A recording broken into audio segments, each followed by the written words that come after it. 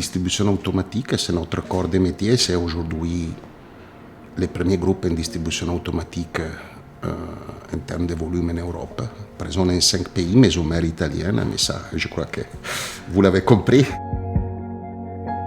Personnellement, je suis depuis toujours attaché aux valeurs du sport, aussi pour un parcours personnel. Je fais l'école du sport, j'avais 19 ans et ça m'a permis de tutoyer, d'approcher tout type de sport. C'est très enrichissant et sont des valeurs qui me sont restées attachées.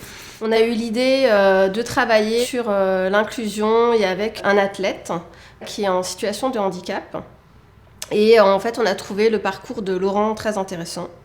Le fait de pouvoir accompagner Laurent, c'est parce qu'on estime que c'est aussi important de véhiculer à toute la structure qu'est-ce que ça signifie avoir un rêve et mettre tous les moyens chaque jour.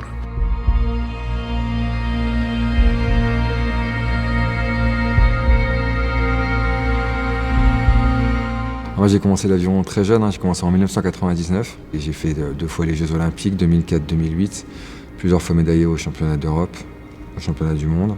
J'ai eu des petits soucis de santé en 2012. J'ai été opéré d'une hernie discale et ça a dégénéré en infection nosocomiale. Ça a été le coup de massue. Donc au début, c'était beaucoup de colère, d'injustice. Je préparais les Jeux de 2012. Normalement, ça devait être mes derniers Jeux. Je m'étais dit qu'après, j'allais m'orienter au niveau professionnel dans une autre carrière. Donc pour moi, j'arrivais à une fin et j'arrivais pas à comprendre pourquoi on ne laisse pas terminer ces 3e Jeux sur une belle note. Ce qui a été difficile pour moi, en fait, c'est de devoir renoncer à mes rêves. Les médecins que je vois ne me proposent aucune solution viable pour la suite. Je me suis dit, mais je vais faire comment? Et j'avais vraiment l'impression d'être au bord de la fête. Je me suis dit, mais là, il n'y a pas de solution.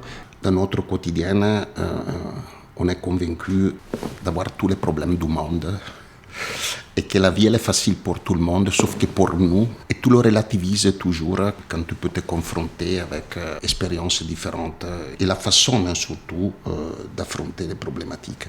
Je pense que c'est ça la valeur que j'aimerais bien que ça puisse transmettre et que Laurent il puisse, avec son exemple, engendrer une réflexion autour des valeurs du sport et aussi pour notre bien-être et notre vie, ça c'est certain. Cette perspective de reprendre le sport de haut niveau, c'était aussi reprendre ma vie en main. J'ai remis beaucoup de choses en question. J'ai pris du recul par rapport à l'homme que j'étais à ce moment-là et l'homme que je suis aujourd'hui. Je ne peux plus faire tout ce que je faisais avant, mais ça m'apporte... je pense que je suis un meilleur homme et je suis en tout cas beaucoup plus épanoui. L'année où vraiment je suis passé à l'acceptation du handisport, c'est 2022. Je pense que c'est une nouvelle opportunité de faire les Jeux para, d'avoir été rapidement sur le devant de la scène, m'a redonné confiance et m'a donné surtout confiance en l'avenir.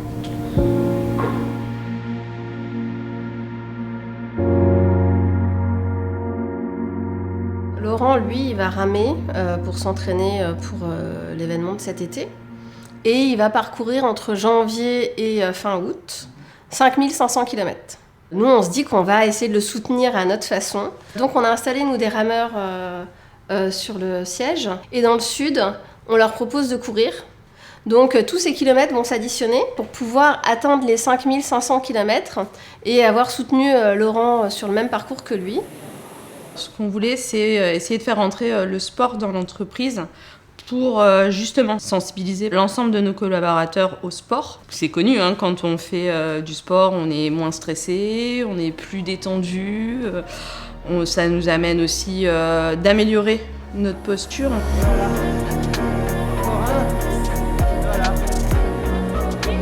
Cette collaboration avec Laurent, la condition pour moi, c'est de m'engager après. C'est pas juste pendant cette période jusqu'à l'été.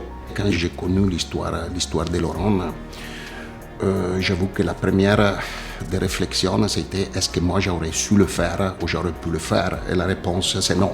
Le fait que ton rêve se brise, je pense qu'il a fallu des années pour se remettre en discussion, pour repartir.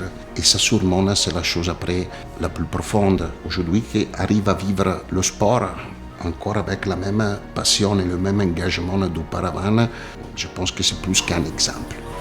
C'est vraiment quelque chose d'incroyable.